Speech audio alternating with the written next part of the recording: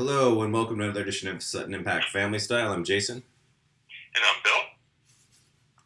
And I guess I'll start us off. Our good friend Jacob asked if we would think about the top 5 good moments in sport marketing and top 5 bad moments in sport marketing over the last 30 years or so.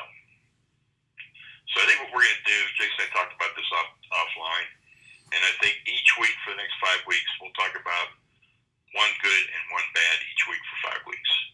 Yes, that sounds good. So here's my bad. Okay. And this is about, I would say, 8 or 9 years ago. The New Jersey Nets, then New Jersey Nets, came up with a promotion with the 6 biggest games in their package. So the best schedule. So it would be like LeBron and Kobe. I mean, all those good games in the schedule. Okay? Okay. And if you bought the package, you could get the jersey of your favorite player of that team. Of the opposing team. Of the opposing team. Okay. So, it's a bad idea because you're trying to build your brand in New Jersey. Right. You're trying to build some fan identity for New Jersey. And here you go and you offer these best games where only the fans of those teams are going to come out, and now you let them look like it too. Yeah, that doesn't seem very smart. No. And I criticized it, and I got a phone call from the PR rep of the Nets president at the time. And he wanted to know why I didn't really like it. And I just said, I just don't like it. I said, I would never, hockey teams now legislate you can't wear the jersey of another team in your building, and they give you a t-shirt to put on if you're in a certain section, so you can't, so your shirt doesn't show up. Right. So why would you knowingly go out and do this? So that's my bad moment. And you would also think, like, if it's a package of the best games, you'd think you'd want to make people buy, like, okay, if you get the LeBron package, then you also have to have the Bucks, the Magic. You don't get all the good teams at once. No, but they did. Yeah, because I'm like, if I was like, well, I'm only going to see, let's say, 7 to 10 Nets games in a year, if I'm a basketball fan, just going. Like, why would I not buy this package I would buy, but then I'm never going to go to the other games. And it seems like if you've got... No, and this game doesn't do anything to make you a Nets fan. It makes you an NBA fan. Right. But not a Nets fan. Because if you want to see these guys, you're probably going to go root for them. Oh, yeah. So I thought that was absolutely one of my top 5 worst moments that I've seen. That seems like I said, it doesn't say, outside of selling, and again, I think those games sell themselves anyway. Like, we know, like, even when the Magic weren't good, like, if the Lakers are there, the Celtics are there, LeBron is there, a star is there, those games sell out regardless. You don't have to put them in a package. You don't have to make them more attractive. It's the other games you need to worry about. In fact, we've gone so far now as to we don't put those games in a pack because the secondary market drives the prices of those seats up, so you can sell your single game tickets for more than you could make in a plan. So that's the model now. So it's the exact opposite of what they were doing. Yeah. No, that seems very, very silly. China. But now that we had our bad, what do we got for our good for the first of 5? Well, the first 5, I'm going to try and go in ascending order. Okay. So my worst moment will be worse than all the other ones. My best one will be better than all the other ones. My best one is going to, my 5th best one is going to be this whole concessions thing we've been talking about. Okay. Because it changes the fan experience, and it shows that somebody's looking out for the fan, and it shows that they're concerned about the overall cost of attendance, not just the ticket price, but the overall cost of attendance. And I really like that. I think there's a lot to be said for that. Agreed. And as we talked about, you're getting better quality food in the concessions lately, more choices, and then if they're more affordable, like I said, I had gotten to the point where I just didn't eat. Unless we had the club seats where you get the free food underneath, or not free food, but included in the price of your ticket food. Or if I was just desperate, I might eat a hot dog. If I was just starving and there was no way I could get something or wait till the end of the game. But I'd gotten to the point, as an adult, as a kid, obviously, I want my nachos and my hot dog and I don't even think about it. But I'd gotten to the point where now it was like, I'm either going out for food before or after, but I'm not eating at the stadium. No. And I'm not drinking. Now, not only can you eat, you can plan to eat. Right. And like I said, that was the big thing with the Falcons, and I think we're going to see the same thing with the Hawks and the other few teams that tried out. So I want to see more and more of this go on. We'll see where it goes. And again, like you said, for football, it makes even more sense because if you have NFL Sunday ticket, it's really hard to go to a game. I agree. I mean, I think unless you tailgate. Unless you tailgate, yeah. Tailgate, that's really the reason you go to the game. I'm not, this is not what I'm going to do. I'm going to, I can have a pizza at my house and watch the game and watch a bunch of games and be real happy. Right. And when the Steelers are on, I mean, I know this isn't Steeler Minute, so don't worry, people. But I'm just giving my personal example. When the Steelers are on, I rarely even switch to commercials. I want to stay with the Steelers. That's all I want to watch. Sometimes I'll have, the second screen experience for Red Zone, but I'm watching the Steelers. But even if I lived in Pittsburgh, I'd probably go to a game a year. But I still I still like the home experience. But I'm like, now if you're adding in, lower food costs and better things along those lines, then maybe you get me out for a couple more games, even as a fan of the home team. So. You have to make the Steelers are in Tampa on a Monday night in September versus the Bucks, and Sunday the Bucks are inducting Tony Dungy into their Hall of Fame. Former Steeler, yeah. Former Steeler. And so I thought, if I was going to go to a game, I'd go to that. And I thought, Monday night, really? No. Well, they are playing the Saints in New Orleans this year as well. I know. And like I said, the Saints is a very cool view. I mean, the fans are very involved. It's a very cool viewing experience. I was lucky enough. I went to a game last year on the Steelers bye week, and it was a really fun experience. I mean, granted, the Saints, I don't remember who Would you go to the Saints Steelers? I would be tempted to go to the Saints Steelers for sure. As long as, I can get somebody else to drive. Then be able the whole thing with parking and tickets and, all that. But I would be very tempted to go for sure. And obviously I'd represent in the black and yellow of the Steelers. Even when we say black and gold, our clothes are really black and yellow, where the Saints are literally black and gold. So I don't know, Chris Archer just got taken to task for that. And he corrected himself on TV last night, saying he's been calling it black and yellow, but he means black and gold. See, I sort of side with Wiz Khalifa from the wonderful Black and Yellow song, because if I look at the Penguins colors, I see black and yellow. If I look at the Steelers colors, I see black and yellow. And if I look at the Pirates, I see black and yellow. When I look at the Saints, I literally see black and gold. And I know it's the black and gold, and I've obviously growing up in Pittsburgh and going to Nana's house and seeing black and gold everywhere. And gold is a more predominant color than yellow. No, it's a very yellow gold, no question about it. Yeah. I think if you asked little kids who had seen both colors, they would probably identify that as yellow. But, what are you going to do? But since they brought up Chris Archer. Yes. That was my shocking moment of the week, because I could not believe that the Pirates actually made a trade of that magnitude. 2 trades, technically. 2 trades, yeah, because the trade for the guy from the Rangers, and he came in and pitched the other night when I watched the game. But this really, really surprised me. Yeah. A, that he was available. B, the Pirates gave up two guys that were both top 10 picks, and they don't usually do that. No. And there's still another player to be named. Who knows what else they're going to give up for this? But that said, I was kind of saying, well, that's a good trade for both teams. And then I've watched a lot of Pittsburgh television the last couple days, and I've seen all these interviews with Chris Archer, and he's amazing. He has said all the right things. I mean, he's got to be the #1 guy in Pittsburgh right now. Well, that's good to hear. He hear. shows up in an Antonio Brown jersey. Yes, I like that. And then he's just been amazing, all the things that he said. There's no way anybody in Pittsburgh could not like this guy. No.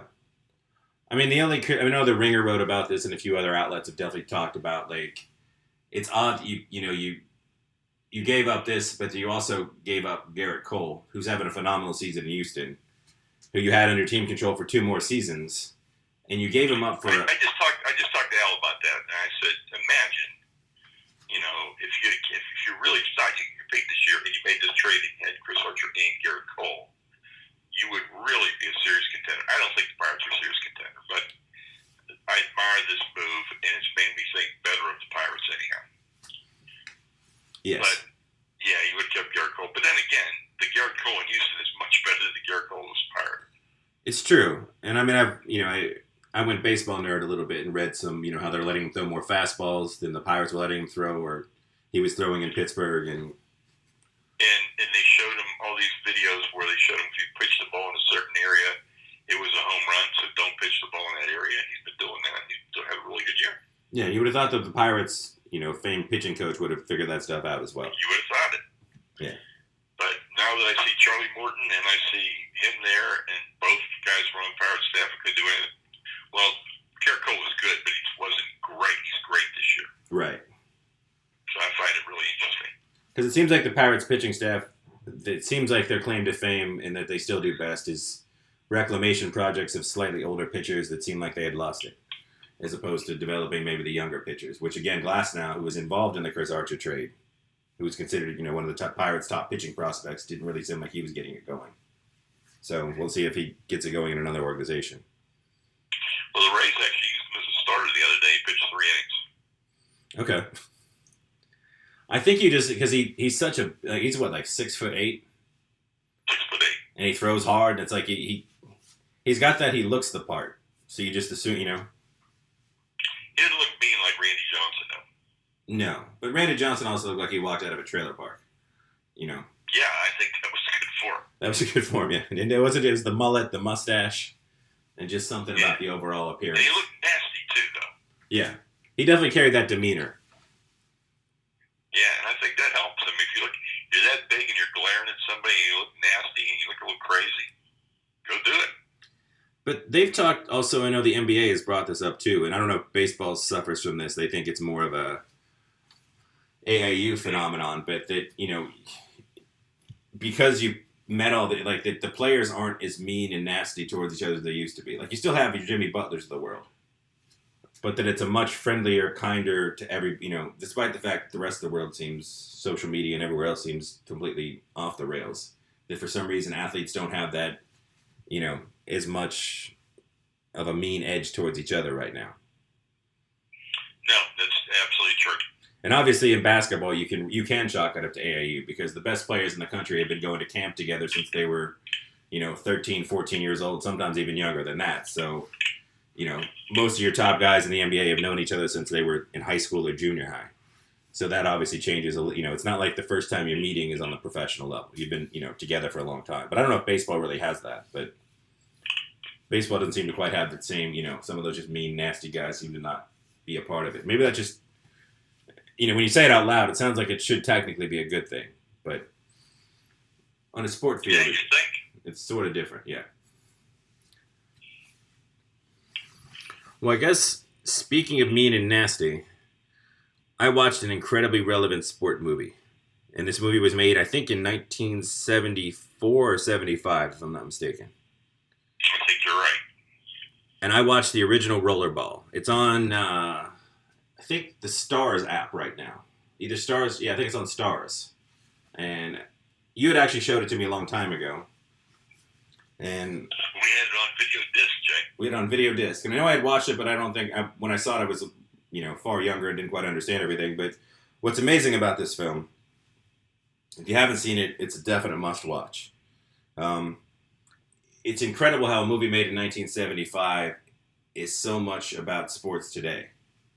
You have a star of the league, and but it's the owners, and they call them actually the corporation, and how they just they own they almost talk about like ownership of the players and how everything you do is for them. And you think about with the protests, the flag, and everything else going on right now, and it's like you can't be bigger than the game. You're not. That's the James Caan character is becoming a larger than life sort of hero, and the corporation does not like him being bigger than them, being more being a bigger voice, having this opportunity. So they want him they want him away from the game, and then eventually, he doesn't want to retire, so they'll do whatever they can to make sure he doesn't win. And it's between the finance, the money and the corporate control and sort of that weird attitude of beyond boss employee, almost owner and property sort of. It really touches on a lot of those issues. And then obviously the marketing and, you're standing for the corporate anthem and all the business tie-ins. Like, it's pretty incredible. It really is. And they try and, they change the rules for each subsequent game to try and get him to go out. And, his teammates rally behind him. And it's really an amazing, it's a great story. I mean, sport replaces war in the future. And there are no countries, there are only corporations, and each corporation has a different business in the world economy. It's kind of it's an interesting take. It's a very interesting take. And like it's nice to feel that it still stands up over 30 years later. Right. And I know they remade it, and the remake has nothing to do with this movie other than the fact that they play a sport with similar rules. But in the original, like when they're playing the sport of rollerball, it's very violent and it's very visceral. The violence isn't glamorized. It's not an entertaining violence. Like, as you're watching it, there's an uncomfortableness to the brutality of it, which is the way I think, and when we think about football and concussions and sports and concussions, it's sort of that same sort of, yes, the players know they're going to be hurt, but this is also the way they make their living. And, people just sort of, there's a scene where, they're at this corporate event and they're watching highlights of James Caan, Jonathan E., his highlight career.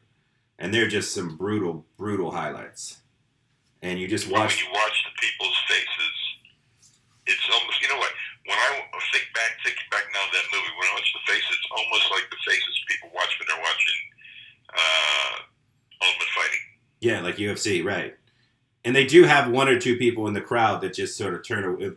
Not the crowd, but in the party that, like, look away. And you can see that they're sort of horrified at what they're watching. But you just see this other, like...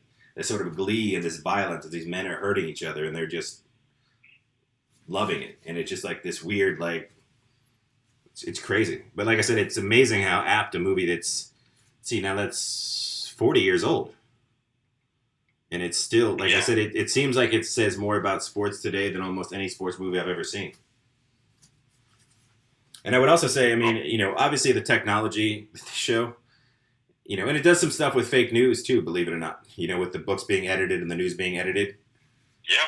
Like, it's, and obviously when you see some of the future tech, it was made in 1974, So. Yeah, I remember that. Yes. It's also nice, though, if some people liked Dick Enberg as an announcer. Dick Enberg's the announcer in Rollerball. Yeah. And the acting in this movie is really great. Who's the obviously, as we said earlier off the air, that, it's probably James Caan's best movie ever, including, for his major performance. He's the star, not like in Godfather where he's a character. He's the star of this film. Yeah, he's a star. But nobody... And John Houseman is very good in it. John Houseman's excellent in it. And really everybody, there's not a weak link. Like, it's a really well done... It's a classic movie that, I feel like it's one of those ones that never really gets brought up or talked about. But... I think if you're a fan of sports, and I think it's definitely a must-watch. Not the remake that was made in the 2000s or whenever that was with Chris Klein, but the 1970s James Caan Rollerball is a must-watch. So I remember when the movie was out, because we actually tried to get our softball uniforms with rollerball numbers. And the uniforms are really cool looking, too. I just thought that out there. The way that... Because the jerseys are like I don't know how you describe those numbers, but they look really cool. I know, I was trying to get them for softball. We couldn't get, nobody could make them. Yeah, because it's a good look. Yeah. Very violent, visceral. Like I said, it's a must-watch. So go watch it. If you have Stars, I think it's on Stars. So you can check it out. If not, you get on Netflix or somewhere. You need to watch it. It's a great movie. Yeah. Now that you brought that up, I might show it to my class again. It's been a long time.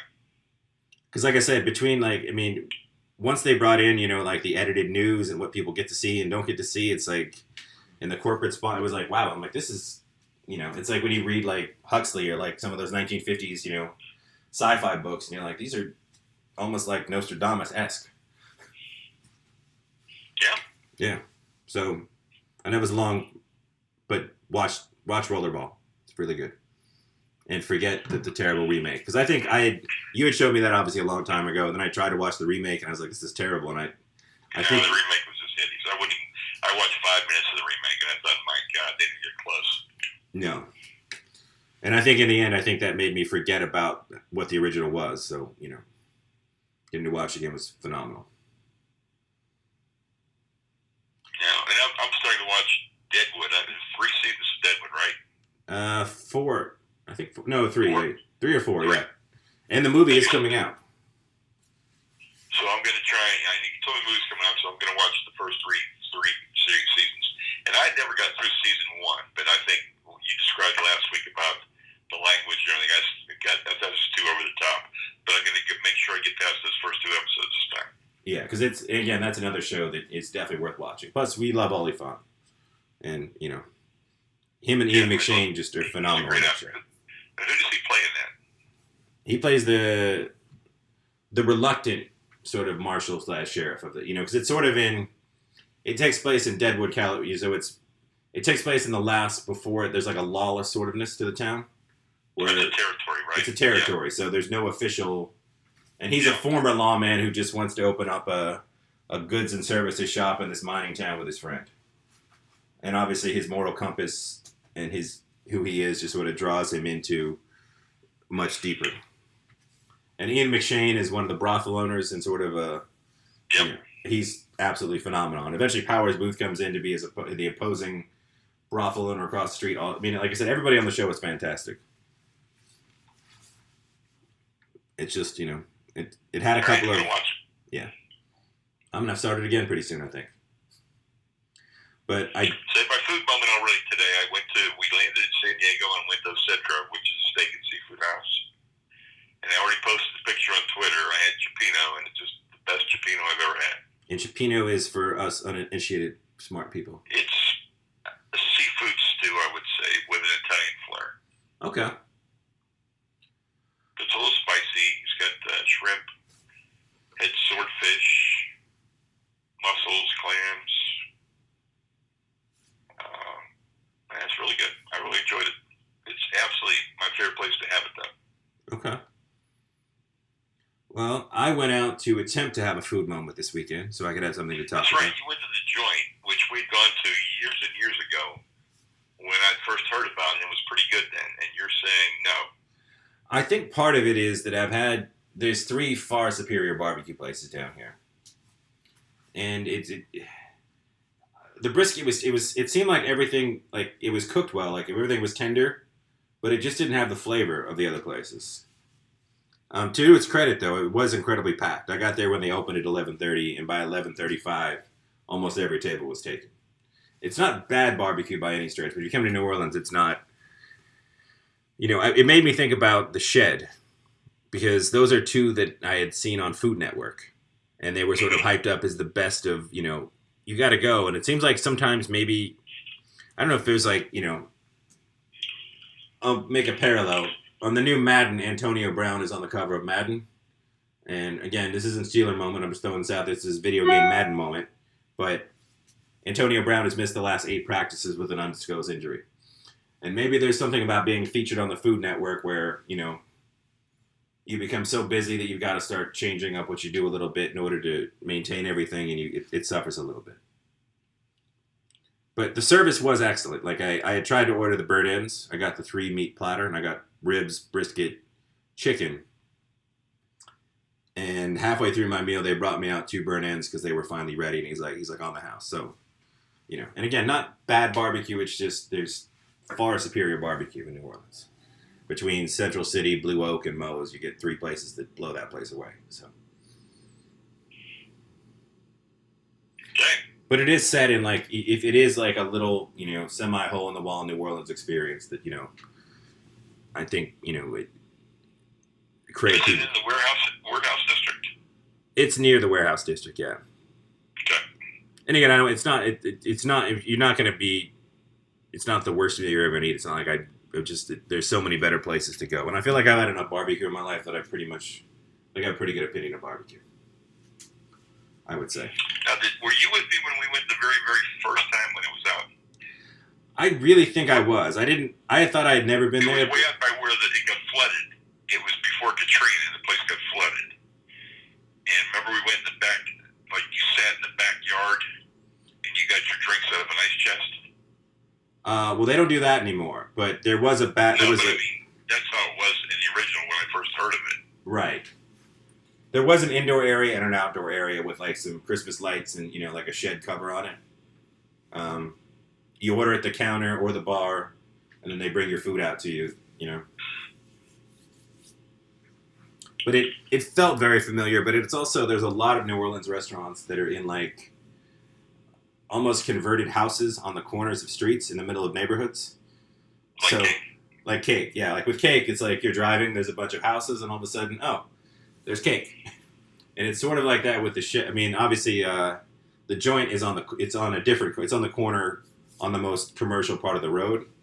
But if you park in front of people's houses to go to the joint. So it's got that sort of New Orleans charm to it as well.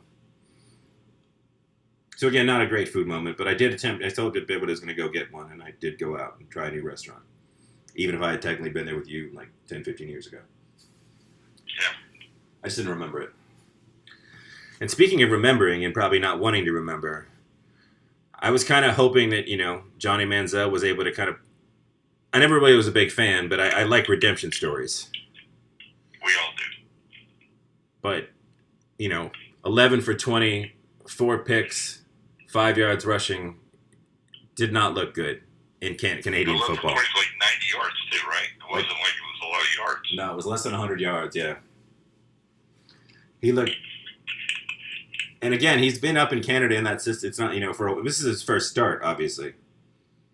But I think he thrown a pick in his first game with the other team that traded him, too, when he got in, like, late in the fourth quarter and, like, garbage time. But he's sort of not, but, they traded a first-round pick to bring him to this other city. But a lot of that could have been, I paid attention to a Canadian football game, so it's technically good marketing, right? Yeah. At least for that one game. At least for the one game, and if he starts again and they throw up a story on ESPN or Bleacher Report, I'm gonna click on it. Well, the other team hung up 50 points on him, didn't they? They did, yeah. He didn't help either with his pick. I think he had a pick six early on in the game too. Yeah. I think he might have had 2 pick sixes. So, yeah, he did not. Yeah. Poor Johnny Manziel. I mean, like I said, I think he's had enough chances, but it seemed like he had maybe, gotten the help he needed. It was fine, going up to Canada, being a backup and being a good soldier and just sort of sitting there and, waiting till he got his number called. So you kind of wanted to see, if he could maybe do something, but he looked awful. And again, that's not to knock the athletes that play in Canadian football. Some of it's the size, speed, but he's going to have to come out and just ball out the rest of the season to ever, before anyone in the NFL is even going to look that way again, I think. And I remember people thought that the game was made for him. It's a wider field. It's more wide open. That he thought that maybe this would be his thing. Yeah. And obviously, we just hope these football setbacks don't end up into any sort of other setback. That clearly he's able just to move on from that. And I guess that's next week. We should probably start doing some NFL previews for people. And your thoughts on things. The exhibition schedule really gets underway next week with a full slate. Mm-hmm. So we should start, figuring out where we're going to go with our thoughts and predictions. Yes, and obviously anyone that listens to us knows who we're probably picking to win the Super Bowl. But we'll pick. I already put my money where my mouth is, and I put $100 on the Steelers to win the Super Bowl. And if they do, I win $1,000. It's 10-1. We'll obviously talk other contenders and teams we think are going to be good teams. Yeah, Philadelphia's going to be an interesting story with Nick Foles and Carson Wentz. Mm-hmm. Minnesota's going to be a very interesting story with the new quarterback situation. Saquon Barkley going to the Giants. There's a lot of really, really good stories this year. I'm really excited about the NFL this year. And see if anybody can beat Jimmy Garoppolo in a professional football game. Yeah, it's going to be interesting. I know I'll be going to see the Rams play the 49ers this year. Maybe one of Jimmy Garoppolo's 40-year-old porn stars will be there too. Maybe so. I mean, he should love whoever he loves. I just thought it was like, we think if you're Jimmy Garoppolo, the most handsome quarterback on the planet, you could do better than a, semi-retired 40s. It'll be interesting to see now. He's not going to sneak up on anybody. And the 49ers aren't going to sneak up on anybody because now people are expecting them to be better. So we'll have to see what happens. Definitely. But I do think they're going to be pretty good. I think so too. And then obviously we'll talk about that terrible New England team that keeps winning all the time. And then I know college football is listed. College football's listed on the way as well. But I guess we can't have a slight football minute because this can also be a slight self-marketing discussion. Jimmy Garoppolo, or not Jimmy Garoppolo, his old teammate, Tom Brady, is obviously in bed with his trainer, Alex Guerrero. That's his guy. That's who gives him his food, trains him, does all this sort of stuff. And if you watch Tom versus Time, a certain receiver on the Patriots was not with Alex Guerrero. And then he became with Alex Guerrero, and now he's suspended for 4 games for violating the league's substance abuse or substance policy, like some sort of steroid performance-enhancing drug. And when Tom Brady was asked about the connection, he didn't have a typical Tom Brady sort of response, which is maybe laugh it off and be like, "You guys are silly." He got very defensive, stormed off, quit the interview, which is very non-Brady-like. And I feel like he could have killed the story, but instead of killing the story, probably he couldn't kill the story. I should take that back. A lot of people want to see Tom Brady fall and be connected to steroids and something else. But when your trainer all of a sudden takes on a new client, he gets suspended for performance-enhancing drugs, and you're a 42-year-old quarterback still performing at a high level, I think you got to be better prepared to answer those questions, is all I would say. Because they're not going to stop coming. Well, it's a smoke, there's fire question for me. I know. And of course, Tom Brady's defense is the famous non-steroid defense of, look at the summer photos of him as shirtless. Because it's odd that, despite all the science we now know about what performance-enhancing drugs can do, it doesn't necessarily turn you into Schwarzenegger. That's not the be-all, end-all of all performance-enhancing drugs, No. Because that's his defense, is like, look at his sad dad bod. Clearly that guy's not on steroids or performance-enhancing drugs. And I'm not suggesting that he is necessarily. As a somewhat of a Patriot hater, Steeler lover, obviously I wouldn't be disappointed if it turns out that he was. But that shouldn't be we know enough now science-wise that just because you look like you have a dad bod does not mean you're not doing stuff. So. You know what I'm thinking?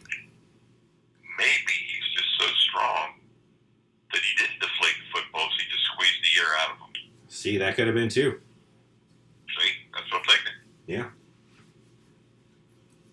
Well, I think that might just about wrap up this week. So next week we'll be back with your 4th best and worst sports marketing of the last 20, 30 years. And we'll preview a couple of divisions. We'll do an AFC and an NFC team. We'll just decide which ones those are going to be. Yeah, we'll figure that out this week. Yeah. And we're actually together this week in California for the wedding. Yes, we are.